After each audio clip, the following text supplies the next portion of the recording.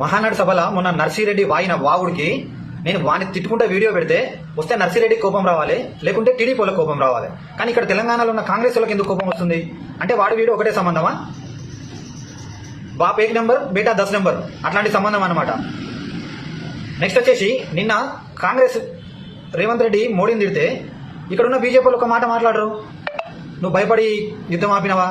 Raphael యుద్ధ విమానాలు ఎన్ని ఊళ్ళని, ఎంతమంది చచ్చిపోయారు? నువ్వు యుద్ధం స్టార్ట్ చేస్తే 36 మంది చచ్చిపోయారు అని చెప్పేసి మాట్లాడితే ఒక బీజేపీ నాయకుడు స్పందించాడు.